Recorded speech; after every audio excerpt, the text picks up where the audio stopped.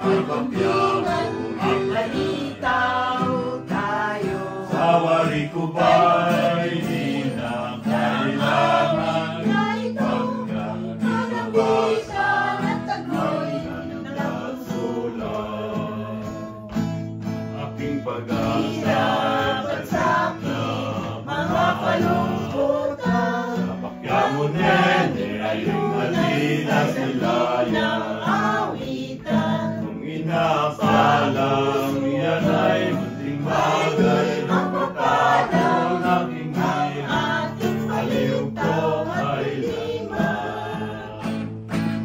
Aking pag-asa ay at sakit, mga kalungkutan, Pakyamon kalulas ay lakit ng awitan. inaasalang yan ay munting bagay ng pagkakaroon aking